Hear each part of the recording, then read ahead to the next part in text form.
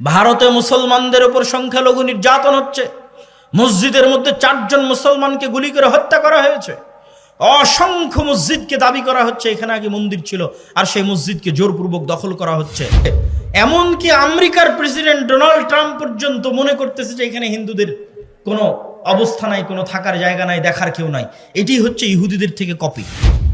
বাংলাদেশে হিন্দুদেরকেও ওপেন গণহত্যা চলতেছে, নাউজুবিল্লাহ, ডাহা মিথ্যা কথা। ইসকন চায় বাংলাদেশের হিন্দুদেরকে নির্যাতিত দেখিয়ে এই বাংলাদেশকে অখণ্ড ভারতের অন্তর্ভুক্ত করতে। ভারত সরকার বিবৃতি দিচ্ছে তাকে কেন গ্রেফতার করা হলো, কিন্তু ভারত সরকার এটা বিবৃতি দিতে পারলো না যে একজন আইনজীবীকে কেন হত্যা করা হলো। 1947-এ যখন ভারত ভাগ হয়, পূর্ব পাকিস্তান এবং পশ্চিম পাকিস্তান তৈরি হয়, 1947-এ 190 বছরের ব্রিটিশ বিরোধী জেহাদের ফলে তখন অসংখ্য মুসলমান ভারত থেকে হিজরত করে পাকিস্তানে আশ্রয় নেয়। আপনাদের রংপুরের সৈয়দপুরের বিহারিরা মুহাজির, বিহার থেকে হিজরত করে বাংলাদেশে এসেছে মুসলমানদের একটা আলাদা ভূখণ্ড মনে করে। আর এই মুহাজিরদের সংখ্যা সবচেয়ে বেশি ছিল পশ্চিম পাকিস্তানে। পাঞ্জাব থেকে, উত্তরপ্রদেশ থেকে, দিল্লি থেকে লক্ষ লক্ষ মুসলমান হিজরত করেছে। তো হিজরত করার পর আপনারা পাকিস্তান স্বাধীন দেশ পেয়েছেন, বাংলাদেশ স্বাধীন দেশ পেয়েছেন, আর কয়েক কোটি মুসলমান ভারতে থেকে গেছে। আপনি যদি মনে করেন যে আমার বাংলাদেশে আমি স্বাধীন আছি, এটি আমার জন্য যথেষ্ট, পাকিস্তানের মুসলমানেরা যদি মনে করে আমি পাকিস্তানে স্বাধীন আছি, এটি আমার জন্য যথেষ্ট, তাহলে এর চেয়ে বড় মুনাফিকি পৃথিবীতে আর হবে না। আপনারা যে আপনাদের ভাইদেরকে ভারতে ছেড়ে এসেছেন, তাদেরকে মুক্ত করতে হবে না? ভারত যে বলতেছে বাংলাদেশের সংখ্যালঘু নির্যাতন হচ্ছে, আসলে সংখ্যালঘু নির্যাতন কোথায় হচ্ছে? ভারতে হচ্ছে। ভারতে মুসলমানদের উপর সংখ্যালঘু নির্যাতন হচ্ছে। মসজিদের মধ্যে 4 জন মুসলমানকে গুলি করে হত্যা করা হয়েছে। অসংখ্য মসজিদকে দাবি করা হচ্ছে এখানে আগে মন্দির ছিল, আর সেই মসজিদকে জোরপূর্বক দখল করা হচ্ছে। তাহলে আপনার চিন্তা পাল্টিয়ে দিতে হবে, আপনাদের সন্তানদের চিন্তা, নিয়ত পাল্টিয়ে দিতে হবে। নিয়ত পরিবর্তন হবে, ভিশনারি লিডার হবে, নেতৃত্ব দেওয়া শিখবে। যদি আপনার সন্তানেরা, বাংলাদেশের ছাত্ররা যদি মনে করে শুধু বাংলাদেশকে বাঁচাবো, তাহলে আমও যাবে, ছালাও যাবে, বাংলাদেশও বাঁচবে না, কিছুই বাঁচবে না। আর যদি বাংলাদেশের মানুষেরা মনে করে যে বাংলাদেশ তো বাঁচাবো বাঁচাবো, ভারতে অত্যাচারিত মাজলুম মুসলমানদেরকেও বাঁচাবো ইনশাআল্লাহ, তাহলে আপনি ভিশনারি লিডার হয়ে গেলেন, আপনি নেতা হয়ে গেলেন। আপনার লক্ষ্য দূরদৃষ্টি সম্পন্ন। যেই দিন আপনার লক্ষ্য এরকম হয়ে যাবে, আপনার বাংলাদেশও বাঁচবে, ভারতের মুসলমানেরাও বাঁচবে। আর এটি অসম্ভব কিছু নয়, এটি অকল্পনীয়, অবাস্তব কিছু নয়। আল্লাহ সুবহানাহু ওয়া তাআলা চাইলে তারা যেই গেরুয়া পতাকা চট্টগ্রামে বাংলাদেশের পতাকার উপর উড়িয়েছে, তার বিপরীতে আল্লাহ চাইলে ওই চট্টগ্রাম থেকেই ইসলামের পতাকা দিল্লি থেকে স্থাপিত হবে। আল্লাহর ইচ্ছা, কিন্তু নিয়ত রাখতে হবে, কল্পনা রাখতে হবে, ভিশনারি লিডার হতে হবে। শুধু আমি আমার বাংলাদেশকে বাঁচাবো না, ভারতে থাকা মুসলমানদের উপরও আমাদের হক আছে, তারাও, তাদের উপরও, আমাদের নিকটে তাদের হক আছে যে আমরা তাদের জন্য কিছু করব। এবং এই স্ট্র্যাটেজি শুধু মুসলমানদের ব্যক্তিগত স্ট্র্যাটেজি হলে হবে না, রাষ্ট্রের স্ট্র্যাটেজি হতে হবে। ভারত যেমন বাংলাদেশ রাষ্ট্রকে বলতেছে তোমার এখানে সংখ্যালঘু নির্যাতন হচ্ছে, বাংলাদেশ রাষ্ট্রকে বলতে হবে আমার এখানে নয়, তোমার ওখানে সংখ্যালঘু নির্যাতন হচ্ছে। যে বর্তমানে বাংলাদেশে যে সমস্যা চলতেছে, ইসকন চলছে না, এখান থেকে আমার এবং আপনার শিক্ষা আছে। এই সমস্যা থেকে আমার এবং আপনার শিক্ষা আছে। এই সমস্যা থেকে আমার এবং আপনার শিক্ষা কি? ইসকন নামক যে সংগঠন বর্তমান বাংলাদেশে চলমান আছে, এই ইসকন মূলত হিন্দু ধর্মীয় শ্রী চৈতন্যের মতবাদকে প্রমোট করে, যেটিকে বলা হয় বৈষ্ণব শাখা, হিন্দু ধর্মের বৈষ্ণব শাখা। আর শ্রী চৈতন্যকে কেউ বলে যে তিনি নিজে শ্রীকৃষ্ণ, আর কেউ বলে যে শ্রী চৈতন্য মূলত শ্রীকৃষ্ণের ভক্ত ছিলেন। তো এই ধারাটার মূল বক্তব্য কি? এই ধারাটার শ্রী চৈতন্যের মূল বক্তব্য হচ্ছে হিন্দুদের মধ্যে যে জাতপাতের ভেদাভেদ আছে, হিন্দুদের মধ্যে জাতপাতের ভেদাভেদ আছে, ব্রাহ্মণ, ক্ষত্রিয়, শূদ্র, এরকম 4টে ভাগে তারা বিভক্ত। তার মধ্যে সবচেয়ে সম্মানিত অংশটা হচ্ছে ব্রাহ্মণ, যারা তাদের দাবি অনুযায়ী তাদের ভগবানের মাথা থেকে সৃষ্টি হয়েছে, নাউজুবিল্লাহ। তো এই নিম্নবর্ণের হিন্দুদের কোনো অধিকার হিন্দু সমাজে ছিল না, ফলত নিম্নবর্ণের হিন্দুরা দলে দলে ইসলাম গ্রহণ করেছে। কেননা ইসলামের সবাই সমান, ইসলামে কোনো জাত নাই, পাত নাই, কালার নাই, রং নাই, বর্ণ নাই, ভাষা নাই, কিছু নাই।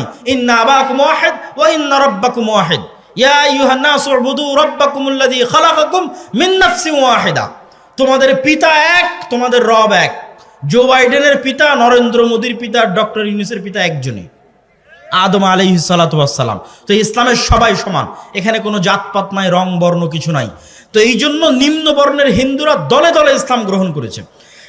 নিম্ন বর্ণের হিন্দুদেরকে ইসলাম থেকে ঠেকাতে, নিম্ন বর্ণের হিন্দুদেরকে পাওয়ারফুল করার জন্য, হিন্দু সমাজে তাদের একটা জায়গা তৈরি করার জন্য শ্রী চৈতন্যের মতবাদের আবির্ভাব হয়, যেটিকে হিন্দু ধর্মের বৈষ্ণব শাখা বলে। এটিকে নিয়ে কাজ করে ইসকন। এই জন্য ইসকনের বড় বড় মন্দিরগুলো নিম্ন বর্ণের হিন্দুরা যেখানে বেশি থাকে ওখানে আছে। ঢাকার স্বামীবাগ পুরোটা মেথরপট্টি, ওই মেথরপট্টির মধ্যে স্বামীবাগের সবচেয়ে বড় ইসকন মন্দির সেখানে নির্মিত। সিলেটের চা বাগানের শ্রমিকরা নিম্নবর্ণের হিন্দু, ওই সিলেটের চা বাগানের শ্রমিকদের মধ্যে ইসকন খুবই শক্তিশালী। বাংলাদেশের রাষ্ট্রপক্ষের আইনজীবী সাইফুল ইসলাম আলিফ ভাইকে মেথরপট্টিতে হত্যা করা হয়েছে, কেননা মেথরপট্টিতে ইসকন সবচেয়ে শক্তিশালী। নিম্নবর্ণের হিন্দুদের নিয়ে ইসকন কাজ করে। আর ইসকনের কাজ কি? ইসকনের মূল টার্গেট কি? ইহুদিরা ইসরায়েল কিভাবে প্রতিষ্ঠা করেছে? ইহুদিরা ইসরায়েল প্রতিষ্ঠা করেছে কাঁদতে কাঁদতে, মায়া কান্না দিয়ে। আপনার মনে হয় যে আমেরিকা মুসলমানের শত্রু, তাই ইসরায়েলকে টাকা পয়সা, ধন সম্পদ, অর্থ, অস্ত্র দেয় না। মুসলমানের শত্রুতার কারণে যতটা না দেয়, তার চেয়ে বেশি দেয় এই মনে করে যে এরা হচ্ছে অসহায়, এদের থাকার জায়গা নাই, এদের দেখার কেউ নাই। আর এই অসহায়ত্বটা তৈরি করেছে ইহুদিরা। হলোকাস্ট, হিটলার হলোকাস্টে ইহুদিদেরকে হত্যা করেছিল। ওই এক ঘটনা বিক্রি করে এখন পর্যন্ত ইহুদিরা চলতেছে যে আমাদের পৃথিবীতে থাকার জায়গা নাই, আমরা কই যাব, আমাদের একটা দেশ দরকার, আমাদের মেরে ফেলে দিল, হিটলার আমাদের ধ্বংস করে দিল, dot dot dot dot dot, অসংখ্য কিছু। ঠিক ওই থিওরিটা ইসকন কপি করেছে, যে বাংলাদেশে দেখাতে হবে যেন হিন্দুরা ধ্বংস হয়ে গেল। বাংলাদেশে হিন্দুদেরকে ওপেন গণহত্যা চলতেছে, নাউজুবিল্লাহ, ডাহা মিথ্যা কথা। কিন্তু এটা তারা দেখাতে সক্ষম হচ্ছে ভারতের মিডিয়া ওপেন করলে। এমনকি আমেরিকার প্রেসিডেন্ট ডোনাল্ড ট্রাম্প পর্যন্ত মনে করতেছে যে এখানে হিন্দুদের কোনো অবস্থা নাই, কোনো থাকার জায়গা নাই, দেখার কেউ নাই। এটি হচ্ছে ইহুদিদের থেকে কপি। তো ইহুদিরা হিটলারের হত্যাকে বিক্রি করে ইসরায়েল তৈরি করে নিয়েছে ফিলিস্তিনের মধ্যে। ইসকনের টার্গেট কি? ইসকন চায় বাংলাদেশের হিন্দুদেরকে নির্যাতিত দেখিয়ে এই বাংলাদেশকে অখণ্ড ভারতের অন্তর্ভুক্ত করতে, যেন হিন্দুদের নিরাপত্তা দেওয়ার জন্য বাংলাদেশকে অখণ্ড ভারতের অন্তর্ভুক্ত করা হয়। এটা আপনার কাছে খুব দিবা স্বপ্ন মনে হলেও এটি যে কোনো মুহূর্তে হয়ে যেতে পারে, অস্বাভাবিক কিছু নয়, যে কোনো মুহূর্তে হয়ে যেতে পারে। যেখানে আমরা চোখের সামনে দেখতে পাচ্ছি এই দেশে কোনো হিন্দু নির্যাতন নাই, সেখানে আমরাই চোখের সামনে দেখতেছি ভারতের মিডিয়াতে প্রচার করা হচ্ছে যে বাংলাদেশে হিন্দুরা ধ্বংস হয়ে যাচ্ছে। ভারত সরকার বিবৃতি দিচ্ছে তাকে কেন গ্রেফতার করা হলো, কিন্তু ভারত সরকার এটা বিবৃতি দিতে পারলো না যে একজন আইনজীবীকে কেন হত্যা করা হলো। আপনি কল্পনা করেন, আজকে যদি ভারতের মাটিতে মুসলমানেরা দিল্লির হাইকোর্টে কোনো হিন্দু রাষ্ট্রপক্ষের আইনজীবীকে হত্যা করতো, আজকে ভারতে কি হতো? আজকে যদি ভারতে মুসলমানেরা দিল্লির হাইকোর্টের কোন রাষ্ট্রপক্ষের আইনজীবীকে হত্যা করতো, আজকে ভারতে কি হতো? বাংলাদেশ থেকে পর্যন্ত বাংলাদেশের সরকার নিন্দা প্রতিবাদ বিবৃতি দিত। আর অন্যান্য মুসলমানদের সংগঠন তো আছে, তারা তো বিবৃতি দেওয়ার জন্য আরো এক ধাপ রেডি আছে যে হ্যাঁ আমরা নিন্দা বিবৃতি দিব। কিন্তু আজ বাংলাদেশের রাষ্ট্রপক্ষের আইনজীবী হত্যা করা হলো, কিন্তু মুসলমানের লাশ কত সস্তা, কত সহজ আপনার চোখের সামনে ঘটতেছে, আমার চোখের সামনে ঘটতেছে যে মুসলমানের লাশ কত সস্তা, কত সহজ, যে একজন মানুষ মারা গেল, অন্যায়ভাবে হত্যা করা হলো, সেটি নিয়ে কোনো বিবৃতি নাই। কিন্তু কেন একজনকে গ্রেফতার করা হলো সেটি নিয়ে বিবৃতি আছে। এই জন্য আপনাকে বুঝতে হবে যে আপনি যদি দিনের উপর কট্টর না হন, বাঁচার রাস্তা নাই, বাংলাদেশের স্বাধীনতার রাস্তা নাই যদি বাংলাদেশ দিনের উপর কট্টর না হয়। সম্মানিত উপস্থিতি, তাহলে এই যে বর্তমান যে ষড়যন্ত্র চলতেছে বাংলাদেশকে নিয়ে, এটা স্থায়ী ষড়যন্ত্র। এইটির থেকে বাংলাদেশের মুসলমানেরা কিভাবে বের হবে? আপনারা, আপনাদের সন্তানেরা কিভাবে বের হবে? আপনি যদি লক্ষ্য উদ্দেশ্য রাখেন ছোট, তাহলে আজীবন ডিফেন্স করতে হবে, ডিফেন্স করতে করতে দিন শেষ হয়ে যাবে। আর যদি লক্ষ্য উদ্দেশ্য রাখেন বড়, তাহলে আপনার চিন্তা চেতনা হবে বড়। আল্লাহর নবী মক্কা থেকে হিজরত করে এই অংশটুকু না শুনে কেউ উঠে যাবেন না, এটি বলে বক্তব্য শেষ করে দেব। আল্লাহর নবী যখন মক্কা থেকে হিজরত করে মদিনায় গেলেন, তখন যদি আল্লাহর নবী ভাবতেন মদিনায় এসেছি, ভালো আছি, মক্কায় মুসলমানেরা মরে কি বাঁচুক, দেখে লাভ আছে, দরকার নাই দেখার, এটা তিনি ভেবেছেন? তিনি ভাবেননি। তিনি মদিনায় আসার পর তিনি ছিলেন ভিশনারি লিডার। তিনি মদিনায় আসার পর তার লক্ষ্য ছিল কিভাবে তিনি মক্কা বিজয় করবেন, মক্কায় থেকে যাওয়া মুসলমানদের জীবনের নিরাপত্তা তিনি কিভাবে দিবেন। আমাদের দেশে রাজনীতি মানে গণতন্ত্র, অথবা অন্য দেশে রাজনীতি মানে সমাজতন্ত্র, অন্য কোথাও রাজনীতি মানে আরো অনেক কিছু dot dot dot dot dot. তো ইসলাম আসলে কিভাবে রাষ্ট্র ক্ষমতাকে দেখতে চায়, ইসলাম কিভাবে রাষ্ট্র ক্ষমতায় যেতে পারে, এই বিষয়ের ধারণা এখন আপনি যতটা মনোযোগ দিয়ে শুনতে পারবেন, আর কোনোদিন আর কখনো অতটা মনোযোগ দিয়ে শুনতেও পারবেন না, বুঝতেও পারবেন না। তো ইসলামের রাজনৈতিক ধ্যান ধারণা বা রাষ্ট্র ব্যবস্থার একমাত্র নাম হচ্ছে খেলাফা। কি বলেন তো? খেলাফা, খেলাফতি রাষ্ট্র ব্যবস্থা। খেলাফা যেন প্রতিষ্ঠা না হয় তার জন্যই গণতন্ত্র তৈরি করা হয়েছে। খেলাফা যেন প্রতিষ্ঠিত না হয় তার জন্যই সমাজতন্ত্র তৈরি করা হয়েছে। খেলাফা যেন প্রতিষ্ঠিত না হয় তার জন্যই ধর্মনিরপেক্ষ মতবাদ প্রতিষ্ঠা করা হয়েছে। খেলাফা যেন প্রতিষ্ঠিত না হয় তার জন্য লিবারালিজম, উদারনৈতিক, সেকুলারিজম ইত্যাদি বিভিন্ন তন্ত্রমন্ত্রের প্রচার এবং প্রসার করা হয়েছে। তাহলে যেই তন্ত্রমন্ত্রের জন্মই হলো ইসলাম যেন ক্ষমতায় না যেতে পারে, সেই জন্য সেই তন্ত্রমন্ত্র দিয়ে কিভাবে ইসলাম প্রতিষ্ঠা হবে? সেটিকে তো তৈরি করা হয়েছে যেন ইসলাম ক্ষমতায় না যেতে পারে। তো তাহলে বলবেন যে আপনারা বক্তব্য দিতে আসলেই এগুলোর বিরোধিতা করেন, তাহলে ইসলাম ক্ষমতায় যাবে কিভাবে? আর এগুলো কেন ভ্রান্ত সেটি আমরা বুঝবো কিভাবে? সম্মানিত উপস্থিতি, আজকের যারা ক্ষমতায় আছে তারা কি গণতান্ত্রিক পদ্ধতিতে নির্বাচিত হয়েছে? একটু কথা বলতে হবে। গণতান্ত্রিক পদ্ধতিতে নির্বাচিত হয়েছে? হয়নি। আজকের ক্ষমতায় আসার জন্য, এই পট পরিবর্তনের জন্য সাধারণ ছাত্র জনতা, গ্রাম থেকে উঠে আসা সাধারণ ধর্মপ্রাণ মুসলমান, তাদের কুরবানি, তাদের জীবন সবচেয়ে বেশি গেছে। যেমন আপনাদের রংপুর বিভাগের আবু সাইদ, তাদের মধ্যে ন্যূনতম দিনের জ্ঞান আছে বলেই রংপুর বিভাগের আবু সাইদের বাবা বলেছে যেন আমার ছেলের কোনো ভাস্কর্য তৈরি না হয়, মূর্তি তৈরি না হয়। এবং আবু সাইদের ফেসবুক পোস্টে গেলে দেখবেন বহু বক্তব্য শায়েখ আব্দুর রাজ্জাক বিন ইউসুফের শেয়ার দেওয়া আছে, এখনো গিয়ে চেক করতে পারেন। এবং আমি আমাদের মাসিক আল ইতিসামের সম্পাদকীয়তেও তুলে ধরেছি নভেম্বর মাসের। তো এই যে হাজার হাজার ছাত্র জনতা, ধর্মপ্রাণ মানুষ জীবন দিল, কিন্তু বর্তমান রাষ্ট্র ক্ষমতায় তাদের কোনো ক্ষমতা দেখতে পান নাই। তাহলে বর্তমান রাষ্ট্র ক্ষমতা কাদের কাছে আছে? এনজিও আলাদের কাছে আছে। এই জন্য কেউ কেউ এই সরকারকে একত্রিত করে নাম দিয়েছে এনজিও গ্রাম সরকার, মানে ব্রাক এনজিও আর গ্রামীণ ব্যাংক, তো এনজিও গ্রাম সরকার।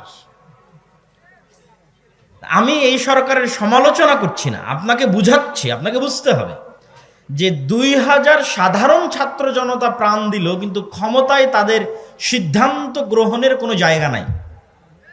ছাত্ররা দাবি করলো আমরা রাষ্ট্রপতি চাই না, একবার ছাত্ররা দাবি করলো আমরা ইসকন নিষিদ্ধ চাই, একবার দাবি করলো অমুককে উপদেষ্টা চাই না, কেমনে উপদেষ্টা হয়ে গেছে জানি না, কোনো কথার ভ্যালু নাই। মানে এখন যারা ছাত্রদের দায়িত্ব পালন করতেছে তাদের কথার কোনো গুরুত্ব নাই, মানে রাষ্ট্রে তাদের স্টেক নাই। তাহলে রাষ্ট্রে স্টেক আছে কাদের? ক্ষমতা কাদের? শক্তিশালী প্রতিষ্ঠান যাদের ছিল। এটা দুনিয়ার অটোমেটিক নিয়ম। যখন ফ্যাসিজম বিদায় নিয়েছে, একটা সরকার চলে গেছে, তখন ওই দেশে যেই প্রতিষ্ঠানগুলো সবচেয়ে শক্তিশালী, ক্ষমতা অটোমেটিক তাদের হাতে চলে যায়। আপনি চাইলেও যাবে, না চাইলেও যাবে। যেমন বাংলাদেশের সবচেয়ে শক্তিশালী প্রতিষ্ঠান হচ্ছে সেনাবাহিনী। তো স্বৈরাচার বিদায়ের পর অটোমেটিক ক্ষমতা কার কাছে যাবে? সেনাবাহিনীর কাছে যাবে। তো এইরকম যাদের মিডিয়া সবচেয়ে শক্তিশালী, প্রথম আলো, ডেইলি স্টার, যারা অর্থনৈতিকভাবে যাদের প্রতিষ্ঠান সবচেয়ে শক্তিশালী, ব্রাক, 12,000 কোটি টাকা বাৎসরিক আয় ব্যয় ব্রাকের। হ্যাঁ, আপনাদের বাংলাদেশের সব মাদ্রাসা মিলে 12,000 কোটি টাকা হবে কিনা আল্লাহ ভালো জানে, বাৎসরিক আয় ব্যয়। তাহলে যে শক্তিশালী প্রতিষ্ঠান যারা থাকে, অটোমেটিক তাদের কাছে ক্ষমতা চলে যায়। তো মুসলমানদের শক্তিশালী প্রতিষ্ঠান নাই, মুসলমানদের প্রতিনিধিত্ব করবে এরকম শক্তিশালী কোনো মিডিয়া নাই, মুসলমানদের প্রতিনিধিত্ব করবে এরকম শক্তিশালী কোনো অর্থনৈতিক প্রতিষ্ঠান নাই, মুসলমানদের প্রতিনিধিত্ব করবে এরকম শক্তিশালী কোনো জাতীয় প্রতিষ্ঠান নাই। যারা মুসলমানদের প্রতিনিধিত্ব করবে জাতীয় পর্যায়ে, মেইন স্ট্রিমে নাই। মুসলমানেরা হচ্ছে হুজুগে বাঙালি। আপনি যদি বলেন আমি 5 বছরের জন্য ভোটে যাওয়ার জন্য চেষ্টা করব, তো আপনি 5 বছরের এখনই ক্ষমতায় যাওয়ার জন্য চেষ্টা করবেন, কালকে আপনি ক্ষমতায় থাকবেন না, কালকে আপনিও ক্ষমতা থেকে বিদায় নেবেন। কিন্তু যদি আপনি বলেন যে না, আমি শক্তিশালী প্রতিষ্ঠান তৈরি করব আগামী 50 বছরকে সামনে রেখে, আগামী 100 বছরকে সামনে রেখে, তো এরকম হাজারো শাসক আসবে যাবে, কিন্তু আপনার শক্তিশালী প্রতিষ্ঠানের কারণে ক্ষমতায় আপনার স্টেক চিরস্থায়ী হবে। এই জন্য মুসলমানদের শক্তিশালী প্রতিষ্ঠান তৈরি করার দিকে মনোযোগ দিতে হবে। আপনি আজকে আমেরিকার ক্ষমতায় ডোনাল্ড ট্রাম্প আসুক আর জো বাইডেন আসুক, ক্ষমতা মূলত ইহুদিদের হাতে। কেন ইহুদিদের হাতে? জো বাইডেনও ক্ষমতায় আসতে চাইলে ইহুদি মিডিয়া ব্যবহার করতে হবে, ডোনাল্ড ট্রাম্পও ক্ষমতায় আসতে চাইলে ইহুদি মিডিয়া ব্যবহার করতে হবে। বাইডেন ক্ষমতায় আসতে চাইলেও টাকা ইহুদি ব্যাংকের কাছ থেকে, কোম্পানির কাছ থেকে নিতে হবে। ট্রাম্প ক্ষমতায় আসতে চাইলেও টাকা ইহুদি কোম্পানি, ইহুদি ব্যাংকের কাছ থেকে নিতে হবে। ফলত ক্ষমতায় কে আসলো সেটি ধর্তব্য নয়। ভোটে না দাঁড়িয়েও, নির্বাচন না করেও শুধু শক্তিশালী প্রতিষ্ঠান থাকার কারণে আমেরিকার একচ্ছত্র ক্ষমতার মালিক হচ্ছে ইহুদিরা। তাদের সংসদে কোনো প্রতিনিধিত্ব না থাকার পরেও তারা শক্তিশালী, তারা পাওয়ারফুল। সম্মানিত উপস্থিতি, তাহলে মুসলমানদের করণীয় কি কি হতে পারে? আপনি এই মাসের নভেম্বর মাসের মাসিকালে ইতিসাম যদি পড়েন, তাহলে হেডিং দেওয়া আছে ইসলামের সামগ্রিক বিজয় যেভাবে সম্ভব। মানে ইসলাম সামগ্রিকভাবে বিজয়ী হবে কিভাবে।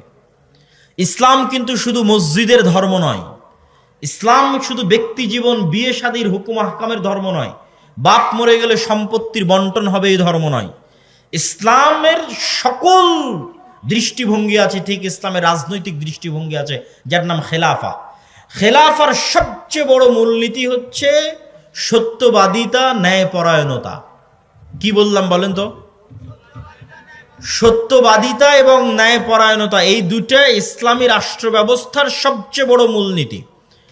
মুসলমানেরা কখনোই আল্লাহর দয়ায় রাষ্ট্র ক্ষমতায় যেতে পারবে না যতক্ষণ না মুসলমানেরা নিজেরা সত্যবাদী না হয়, মুসলমানেরা নিজেরা ন্যায়পরায়ণ না হয়। আপনি সত্যবাদী, ন্যায়পরায়ণ না হয়ে জান্নাতে যেতেও পারেন। কিভাবে? মিথ্যা বললেন বলে আল্লাহর কাছে ক্ষমা চাইলেন, আল্লাহ যদি ক্ষমা করে দেয়। অন্যের হক নষ্ট করলেন, করে তার কাছেই ক্ষমা চাইলেন, ভাই তোমার হক নষ্ট করেছি, মাফ করে দাও, সে যদি ক্ষমা করে দেয়, তো আপনি জান্নাতে যেতে পারবেন। কিন্তু মিথ্যা বলে, অন্যায় করে মুসলমান আল্লাহর দয়ায় রাষ্ট্র ক্ষমতায় যেতে পারবে না। কেন পারবে না আল্লাহর দয়ায় মুসলমান রাষ্ট্র ক্ষমতায় যেতে? এই পুরো পৃথিবীর একচ্ছত্র ক্ষমতার মালিককে। কুলিল্লাহুম্মা মালিকাল মুলকি তুতিল মুলকা মান তাশা ওয়া তানজিউল মুলকা মিম্মান তাশা। আল্লাহ এই পৃথিবীর একচ্ছত্র ক্ষমতার মালিক, যাকে ইচ্ছা তাকে রাজত্ব দেন, যাকে ইচ্ছা তার কাছ থেকে রাজত্ব ছিনিয়ে নেন। ছিনিয়ে নেওয়া মানে লোহাকে চট বা ছালার মধ্যে ঢুকানোর পর লোহাকে টান দিলে যেমন চট ছালার ছাল বাকলা উঠে আসে, এটার নাম ছিনিয়ে নেওয়া। আল্লাহ এভাবে রাষ্ট্র ক্ষমতা ছিনিয়ে নেয়। চিরস্থায়ী রাষ্ট্র ক্ষমতার মালিক আল্লাহ, বাকি সবাই ক্ষণস্থায়ী। তো আল্লাহ পৃথিবী চালায় কি দিয়ে? আল্লাহর সবচেয়ে বড় গুণ হচ্ছে ইন্নী হারামতু যুলমা আলাইয়া, আমি অত্যাচারকে আমার উপর হারাম করেছি। অথচ আমি আজিজ, মানে মহা পরাক্রমশালী, যা ইচ্ছা তাই করতে পারি, যা ইচ্ছা, কেউ জিজ্ঞেস করার নাই, এখনই যা ইচ্ছা তাই করতে পারবে। করে না কেন? আজিজুন হাকিম, ক্ষমতা থাকার পরেও তিনি প্রজ্ঞাময়, এই জন্য ন্যায় বিচার করেন। প্রত্যেকটা বান্দা, পশু পাখি, কীট পতঙ্গ, পঙ্গপাল, সবার সাথে আল্লাহ কি করেন? ন্যায় বিচার করেন। আর এই পুরো পৃথিবী তিনি নিষ্ঠার সাথে, সঠিক মানদণ্ডের সাথে, সূর্যকে কখন উঠতে হবে, চন্দ্রকে কখন ডুবতে হবে, রাত কখন হতে হবে, দিন কখন হতে হবে, বৃষ্টি কখন হতে হবে, কে কখন মারা যাবে, কার কখন জন্ম হবে, প্রত্যেকটা বিষয় পুঙ্খানুপুঙ্খরূপে সাজানো আছে এক নিখুঁত মানদণ্ডে, ন্যায় বিচারে, ন্যায় নিষ্ঠার সাথে, সত্যবাদিতার সাথে আল্লাহ পৃথিবী চালান। এখন আপনি চাচ্ছেন ইসলামের নামে ক্ষমতা, মানে আপনাকে কার দয়ায় ক্ষমতায় আসতে হবে একটু বুঝেন। আমি চাচ্ছি যে আমি ইসলামের নামে ক্ষমতায় যাব, মানে ইসলামকে ক্ষমতায় নিয়ে যাব, তো আমাকে কার দয়ার দরকার হবে? আল্লাহর দয়া। তো আল্লাহ তার ক্ষমতা বন্টন করে রেখেছেন ন্যায় পরায়ণতা, ন্যায় বিচারের সাথে। আর আপনি আপনার বোনের সম্পত্তি দিয়েছেন ওই জায়গাতে যেখানে জমির দাম কম, দিয়েছেন না দেননি? আপনি আপনার বোনের সম্পত্তি, আপনার বোন আপনাকে না বলে বিক্রি করে দিয়েছে, এই জন্য মন খারাপ করে বোনকে আপনি আর আপনার বাড়িতে জায়গা দেন না। তো আল্লাহ ওই সম্পত্তি আপনার বোনকে দিয়ে গেছে, কিন্তু এই সম্পত্তির উপর আপনি অধিকার খাটাচ্ছেন। আপনি হচ্ছেন অন্যায় পরায়ণ। আপনি বোনের কাছে ক্ষমা নিয়ে জান্নাতে যেতে পারলেও আল্লাহ কোনোদিন আপনাকে রাষ্ট্র ক্ষমতা দিবেন না। গোলামই থাকবেন। অসংখ্য পদে পদে মুসলমানেরা রাষ্ট্র ক্ষমতায় যেতে পারছে না কেন? মুসলমানেরা মনে করেছে আমি বাহ্যিক যে ইবাদতগুলো আছে, এই বাহ্যিক ইবাদতগুলো দিয়ে মানুষকে ফাঁকি দিব, আল্লাহকে ফাঁকি দিব। এর নাম মুনাফিকি। এর নাম কি? মুনাফিকি। বাহ্যিক ইবাদত কি? সালাত, সিয়াম, হজ, যাকাত, এগুলো বাহ্যিক ইবাদত।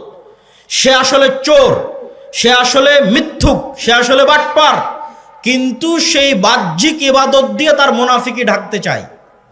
রাসূলুল্লাহ সাল্লাল্লাহু আলাইহি ওয়াসাল্লাম বলেছেন, আরবাউন মান কুন্না ফীহ, চারটা বৈশিষ্ট্য যার মধ্যে থাকবে, মুনাফিকান খালিসা, সে নিখুঁত মুনাফিক। এক, ইদা হাদ্দাসা কাযাবা, কথা বললে মিথ্যা বলে, ওয়া ইদা ওয়াদা আখলাফা, ওয়াদা করলে ভঙ্গ করে, ওয়া ইদা তুমিনা খানা, আমানত রাখা হলে খেয়ানত করে। আমানত কি? ওসির দায়িত্ব আমানত, ডিসির দায়িত্ব আমানত, প্রধানমন্ত্রীর দায়িত্ব আমানত, প্রিন্সিপালের দায়িত্ব আমানত, আপনি ভাই এটাও আমানত, আপনি পিতা এটাও আমানত, আপনি মেম্বার চেয়ারম্যান এটাও আমানত, আপনি এসিল্যান্ড সাব রেজিস্ট্রার এটাও আমানত। এই প্রত্যেকটা দায়িত্ব হচ্ছে আমানত। আমানতের খেয়ানত করে, এরা হচ্ছে খাঁটি মুনাফিক। তো এই যে খাঁটি মুনাফিক, এই মুনাফিকিটা ঢাকতে ও হজ করতে যায়। বুঝুননি মনে হয় আমার কথা? খাঁটি মুনাফিক, কিন্তু মুনাফিকি ঢাকতে জালসার অতিথি হয়ে দান করে নিজেকে দানবীর দেখাতে চায়। করেনি, প্রশ্ন ফাঁস করে বলছে আমি এই টাকা আল্লাহর রাস্তায় দান করলাম। আমরা আলেম সমাজ ব্যর্থ, বুঝাতে পারিনি যে ইসলাম কাকে বলে, এটা বুঝাতে পারিনি। সে মনে করে নিয়েছে ইসলাম মানে আমি সালাত আদায় করলাম, আমি হজ পালন করলাম, আমি সিয়াম পালন করলাম, বাহ্যিক আমল ঠিক, তো আমি ঠিক। কিন্তু ও তো মুনাফিক। আল্লাহর নবী বলছেন মুনাফিক। তাকে যে দায়িত্ব দেওয়া হয়েছে ওই দায়িত্বে খেয়ানত করেছে, কিন্তু সেই মুনাফিকি ঢাকতে ও নিজেকে দানবীর দেখিয়েছে। মুনাফিকি ঢাকতে মানুষের সামনে বলেছে আমি তাহাজ্জুদের সালাত আদায় করি। তো এই ধরনের দুই নম্বরই, বাটপারি, অন্যায়কারী, দুর্নীতিবাজদের আল্লাহ কখনোই তার দয়ায় রাষ্ট্র ক্ষমতা দিবেন না। মুসলমানেরা যদি বলে গোলাম থাকবো না, ক্ষমতা চাই, তাহলে প্রথমত সত্যবাদী হতে হবে, ন্যায় পরায়ণ হতে হবে, আল্লাহর নবীর মতো। মুহাম্মদ সাল্লাল্লাহু আলাইহি ওয়াসাল্লাম মক্কায় অন্য কোনো কিছুর জন্য প্রসিদ্ধ ছিলেন না। সত্যবাদিতার জন্য প্রসিদ্ধ ছিলেন, আমানতদারিতার জন্য প্রসিদ্ধ ছিলেন, ন্যায় পরায়ণতার জন্য প্রসিদ্ধ ছিলেন। তার ন্যায় পরায়ণতা, আমানতদারিতা, সত্যবাদিতার অসংখ্য ঘটনা শোনানো যাবে, কিন্তু এতটুকু বলে শেষ করি, আল্লাহর নবী যদি সত্যবাদী, আমানতদার, ন্যায় পরায়ণ না হতেন, তাহলে আবু সুফিয়ান কোনোদিন তার হাতে ইসলাম গ্রহণ করতো না। আবু সুফিয়ান আল্লাহর নবীর চিরশত্রু, কিন্তু আবু সুফিয়ান জানে যে মুহাম্মদ সাল্লাল্লাহু আলাইহি ওয়াসাল্লাম সত্যবাদী। আবু সুফিয়ান জানে যে মুহাম্মদ সাল্লাল্লাহু আলাইহি ওয়াসাল্লাম ন্যায়পরায়ণ। সম্মানিত উপস্থিতি, তাহলে মুসলমানেরা যদি চায় রাষ্ট্র ক্ষমতায় যেতে, এক, ব্যক্তিগত জীবনে সত্যবাদী হতে হবে, ন্যায়পরায়ণ হতে হবে। ন্যায়পরায়ণ হওয়া খুবই কঠিন। বহু সালাফে সালেহিন বিবাহ করেননি, স্ত্রীর সাথে ন্যায়পরায়ণতা করতে পারবেন না এই ভয়ে। জিজ্ঞেস করেন আপনি নিজেকে, আমি নিজেকে যদি জিজ্ঞেস করি, প্রত্যেকটা মানুষ যদি নিজেকে জিজ্ঞেস করে সে তার স্ত্রীর সাথে ন্যায়পরায়ণ কিনা, উত্তর দিতে পারবে না সে ন্যায়পরায়ণ কিনা। স্ত্রীর সাথে ন্যায়পরায়ণ কিনা এই হিসাব দিতে কিয়ামতের মাঠে ফেঁসে যাবেন আপনি। বোনের সাথে ন্যায় বিচার করেছেন কিনা এই হিসাব দিতে কিয়ামতের মাঠে ফেঁসে যাবেন। আমরা বাঙালিরা আমাদের প্রত্যেকটা ধাপে ধাপে চরম দুর্নীতিবাজ। প্রত্যেকটা AC land sub registrar, 90% AC land sub registrar, OC, DC, নামাজি, আল্লাহওয়ালা, হাজি, উমরাকারী, কিন্তু নিজ নিজ দায়িত্বে আমানতের খেয়ানতকারী, মানে সব মুনাফিক। মুনাফিকি ঢাকতে বাহ্যিক ইবাদতগুলো করছে। এরা আজীবন গোলাম থাকবে, এদের পরবর্তী প্রজন্ম গোলাম থাকবে। স্বাধীন হতে চাইলে, মুক্ত হতে চাইলে ন্যায় বিচারক হতে হবে, সত্যবাদী হতে হবে, ন্যায়পরায়ণ হতে হবে, তাহলে স্বাধীন হবে, বাংলাদেশ স্বাধীন হবে। 3 নাম্বার, ইসলামকে যদি রাষ্ট্র ক্ষমতায় নিয়ে যেতে চান, তাহলে মুসলমানদেরকে তাদের কলোনিয়াল মাইন্ড সেট আপ, 190 বছর ব্রিটিশদের অধীনে আমরা যে গোলামির জীবনযাপন করেছি, এই কলোনিয়াল মাইন্ড সেট আপ থেকে বের হয়ে এসে আপনাকে কট্টর হতে হবে নিজের দিনের উপর। নিজের দিনের উপর কট্টর হতে কেন বললাম? সারা পৃথিবী তার দিনের উপর কট্টর হচ্ছে, সারা পৃথিবী। আপনি ইহুদিদেরকে দেখেন, তারা তাদের দিনের উপর শতভাগ কট্টর, পৃথিবীর কাউকে পরোয়া করে না, কোনো কম্প্রোমাইজ নাই, তার দিন সে পালন করবে। পাশের ভারতকে দেখেন, হিন্দুত্ববাদী তার নামে, উগ্রবাদী তার নামে 10 বছর থেকে ভারতে ক্ষমতায় আছে। তারা তাদের নিজের দিনের উপর শতভাগ 100% কট্টর, কট্টর ও কঠোর। তারপরও মানুষ তাদেরকে সন্ত্রাসী বলতেছে না, জঙ্গি বলতেছে না। আর মুসলমান শুধু পেয়েছে কম্প্রোমাইজ করা, আর কিছু না। মুসলমান শুধু নিজেকে সাধু দেখাতে চায় পৃথিবীর কাছে, বলে আমি অনেক বড় সেকুলার, আমি অনেক বড় লিবারেল। পৃথিবী বলছে আমি অনেক বড় হিন্দু, পৃথিবী বলছে আমি সবচেয়ে শক্তিশালী ইহুদি। মুসলমান বলছে আমি সেকুলার, আমি লিবারেল, আমি অনেক উদার, আমি অসাম্প্রদায়িক, আমি সেকুলার, আমি ধর্মনিরপেক্ষ, আমি খুব ভালো। অথচ পৃথিবী বলছে আমি শক্তিশালী হিন্দু, আমি কট্টর হিন্দু। পৃথিবী বলছে আমি কট্টর ইহুদি, আর পৃথিবী বলছে আমি কট্টর খ্রিস্টান। আর মুসলমানকে যদি 2টা থাপ্পড় দিচ্ছে, তাও উঠে বলতেছে ভাই আমি খুব সাধু। ওকে যদি হত্যা করছে, তাও বলছে আমি খুব সাধু, আমি সেকুলার, আমি লিবারেল। এই কম্প্রোমাইজ করে স্বাধীনতা টিকবে না। আপনাকে বলতে হবে, পার্শ্ববর্তীরা যেমন বলতেছে আমি কট্টর হিন্দু, পার্শ্ববর্তীরা যেমন বলতেছে আমি কট্টর ইহুদি, আপনাকে বলতে হবে আমি কট্টর মুসলিম। যেই দিন বলতে পারবেন সাহস করে আমি কট্টর মুসলিম, ওই দিন স্বাধীন হয়ে গেছে। ওই দিন বাংলাদেশ স্বাধীন হয়ে গেছে, পৃথিবীর মুসলমানেরা স্বাধীন হয়ে গেছে। কিন্তু কলোনিয়াল মাইন্ড সেট আপ থেকে বেরিয়ে আসতে হবে। কলোনিয়াল মাইন্ড সেট আপ মানে ঔপনিবেশিক গোলামির জিঞ্জির। সারা পৃথিবীতে মুসলমানেরা যেখানে যত সমস্যায় আছে, প্রত্যেক সমস্যার পিছনে ঔপনিবেশিক গোলামির জিঞ্জির আছে। 190 বছরের ইতিহাস। আপনি ইংরেজি কেউ বললে তাকে ভালো কেন লাগে? ইংরেজি বললে তার চাকরি কেন হয়? বাই ডিফল্ট কেন এরকম মনে হয়? অথচ মদিনা বিশ্ববিদ্যালয়ে পড়তে গিয়ে এক আফ্রিকান বন্ধু, তার সেকেন্ড ল্যাঙ্গুয়েজ হচ্ছে ফরাসি। তার সেকেন্ড ল্যাঙ্গুয়েজ কেন ফরাসি হবে? আর আমার সেকেন্ড ল্যাঙ্গুয়েজ কেন ইংরেজি হবে? ও ছিল ফ্রান্সের গোলাম, আমি ছিলাম ইংল্যান্ডের গোলাম। আফ্রিকান কান্ট্রিগুলো ছিল ফ্রান্স, ইতালি এবং স্পেনের গোলাম, আমরা ছিলাম ইংল্যান্ডের গোলাম। এই জন্য আমাদের কাছে ইংরেজি ভালো লাগে, ওদের কাছে ফরাসি ভালো লাগে। অথচ আপনি ইংল্যান্ডের এরিয়া পার হয়ে ফ্রান্সে যান, ইতালিতে যান, স্পেনে যান, কোথাও ইংরেজি নাই। আমি ইংরেজি ভাষা শিখতে হবে না সেটা বলছি না, কিন্তু ফ্রান্স, ইতালি এবং স্পেনের মানুষ জাতিগতভাবে, মনস্তাত্ত্বিকভাবে এতটা স্বাধীন যে সে ইংরেজি শিখতে চায় না। সে বলতেছে আমি আমার ফ্রান্সের ফরাসি ভাষা নিয়ে থাকবো, আমি আমার ইতালিয়ান ভাষা নিয়ে থাকবো, স্প্যানিশ নিয়ে থাকবো। বিমানবন্দরে পর্যন্ত এক্সিটটা ইংরেজিতে লেখেনি। তাহলে স্পেন, ফ্রান্স, ইতালির মানুষ মনস্তাত্ত্বিকভাবে কোন পর্যায়ের স্বাধীন, আর আমি মনস্তাত্ত্বিকভাবে কোন পর্যায়ের গোলাম?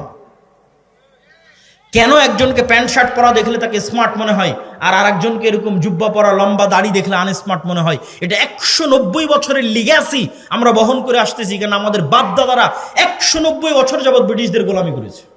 তো ব্রিটিশরা প্যান্ট শার্ট পরতো, গলায় টাই থাকতো, এই জন্য ওটা দেখতে আমাদের অজান্তে স্মার্ট মনে হয়, আর ওটা না দেখলে আমাদের অজান্তে আনস্মার্ট মনে হয়। ভাইয়ের সাথে আমার একটা স্মৃতি আছে, স্মৃতি বলতে দেখার স্মৃতি নয়, যেহেতু এই অঞ্চল আমার নানির বাড়ির অঞ্চল, তো ছোটবেলায় আমাদের এই অঞ্চলে কেটেছে।